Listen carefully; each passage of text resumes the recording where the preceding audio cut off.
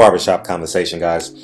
Feel free to hit the subscribe button. So I went to Sergey Kovalev's workout yesterday, and I've seen Ward work out.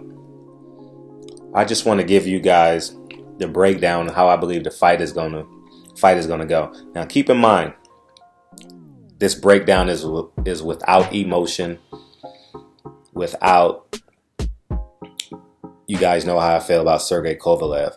So I'm eliminating that out of this video. And I have the right to change my mind before the fight, but this is what I see as of November 3rd, 2016, and breaking down the fight. Now let's start with Kovalev, because I went to the workout yesterday and I got a chance to see him up close. Now, just off of physical stature, he looks exceptionally well. Long and lean, long arms, exceptionally athletic build. He had on the Nike tights, and it looked like a well-machined athlete. Now, breaking down what I've seen in his fights and what I saw in his workouts, these are the intricacies in which you really need to pay attention in detail. Because remember, I went to Floyd Mayweather's workout, but I also went to Manny Pacquiao's workout, and I gave my prediction immediately after that workout, and it was 100% that. And I did it in front of Freddie Roach, right? And I said Floyd Mayweather is going to win 8-4. And what was 2 rounds two judges had it 8 rounds to 4, and one judge had it 9-3. So just pretty much. So if you're betting, make sure you listen to the end of this video if you're betting on this fight. Now, looking at the footwork of Sergey Kovalev, this is my first time seeing up close. He has above average footwork. Pay attention to this, guys. He has above average footwork going north and south, getting outside of the pocket. Getting outside of the pocket. That means, like the pull and counter type of footwork. However, when he goes east, when he goes lateral, his whole body has to go with him.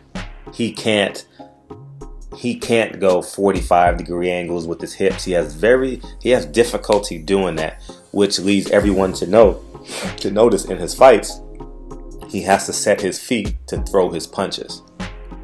And what I also noticed is he lacks fast twitch muscle fibers in his shoulders and in his elbows.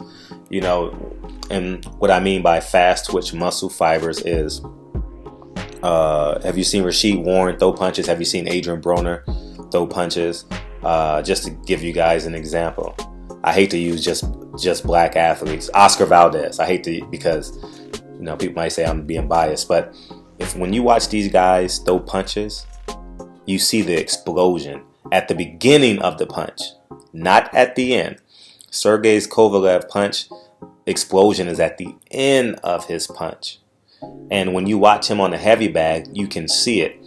Like, you know how the NFL does when a quarterback throws the pass is like 0.35, 0.32 seconds.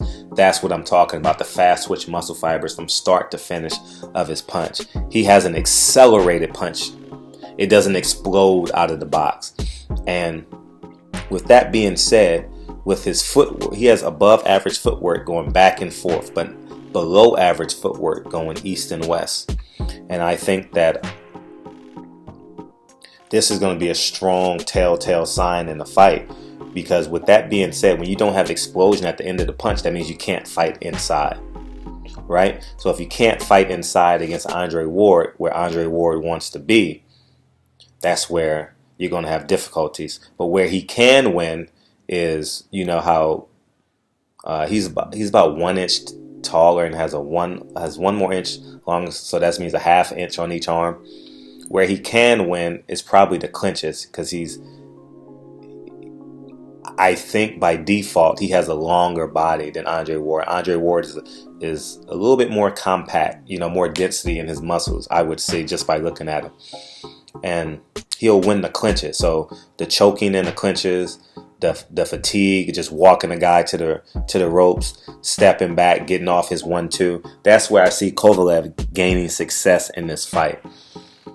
I'm not sure how strong Andre Ward is going to come into this fight.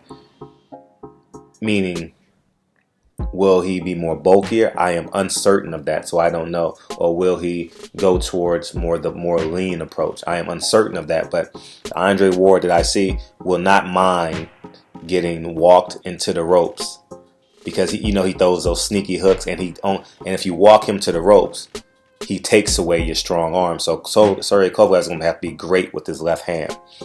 Now, what I also notice is Sergey Kovalev doesn't have great hand-eye coordination. Just by the details in his work, how his body transitions to seeing things, and this is nothing that I can visually tell you, because I saw it when he went from heavy bag to speed bag to the uneven bag. It was just stuff that I saw. His hand-eye coordination is not really great. There's a split-second pause into his reaction speed, right? And you can also see the lack of fast switch muscle fibers on the speed bag. I saw Andre Ward do the speed bag for 12 minutes without a mistake. Without a mistake changing speed. Sergey Kovalev had, although he was doing it with his gloves, still you still understand that Sergey Kovalev doesn't have the natural fast switch muscle fibers in his muscles to actually put a 3-4 punch combination on Andre Ward without being hurt, because of the hand-eye coordination is not there. It takes a longer nanosecond for the brain to get to the muscles to respond. And so with me describing Sergey Kovalev, he has to fight from a distance. I don't know if it's 3/4 or full distance. I mean, talking about the length of his arm. I don't know how far, but I would say at least 3/4. And because I don't think he will be able to land sharp punches on the inside, just because of how I described him to you. Now, flip side, Andre Ward. Andre Ward, I believe, has the better feet. And what I mean by Andre Ward has purpose when he moves in the ring. His footwork, he has better footwork than Sergey Kovalev going east to west, which is where most fights are won. Many fights are going east to west with your footwork. Everyone's taught from day one, right? Step, drag, left, right? We're taught that, right? 1-1-2, step, drag your trail foot, let your hands go. Sergey Kovalev is great at that, and so is Andre Ward. But where they differ at is Andre Ward will be able to change the angle 5 to 10 degrees a little better than Sergey Kovalev. Now, Andre Ward, just by who he is, will be a bigger target, right? So I'm not sure if Andre Ward comes in with more mass, he will be a bigger target for Sergey Kovalev. And why is that so important? Because he's carrying more density. Even if Sergey Kovalev doesn't land a punch, it's going to hit Andre Ward, wherever it's going to be. So that may be his downfall. Does he come in a lean 175, meaning he don't balloon up to a thick 190, 185, that he walk in the ring at 183, 182, more lean? I think the leaner Andre Ward wins this fight. I think the bulkier Andre Ward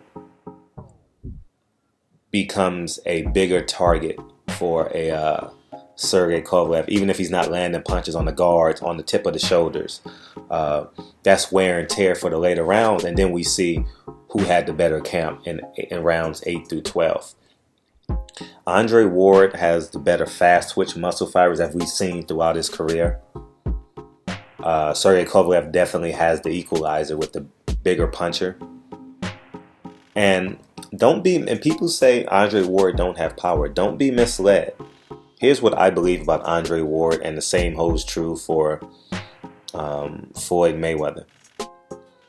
When you've won 9 rounds, 10 through 12 is 9 minutes of conditioning. And I would tell any fighter that if you want to remain undefeated, you want to win fights, you want to get you want to move on to bigger and better things. If you've won first 10 rounds, 8 rounds to 2, 7 rounds to 5, 7 rounds to 2, all you got to do is win 1 more round to submit it. The last 3 rounds, you kind of get on your bicycle and you pop shot. And there's levels, right? There's another distinct thing that I saw in Andre Ward. There's levels to his boxing style. Like Floyd, he throws a jab to the solar plex, he throws a lead right to the solar plex, and he pivots out with a defensive mentality. And if the punch don't come, he'll throw a check hook with either the right hand or the left hand, right? These are just simple things, that the variations of boxing styles that Andre Ward has the advantage over versus a left-right Sergey Kovalev.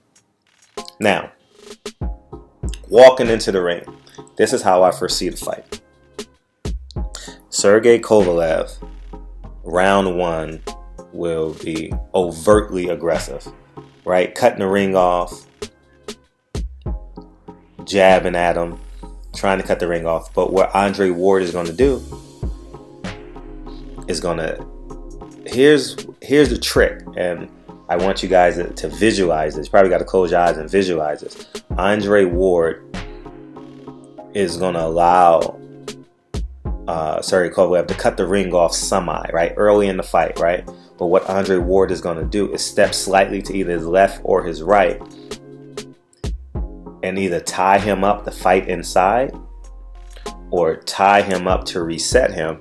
And after the tie-up, lead in with the jab or lead in with something just to reset Sergey Kovalev. And I think that's going to frustrate the living shit out of him, because there's going to be a lot of feinting in this fight, guys. When I say a lot of feinting, I mean a lot of feinting.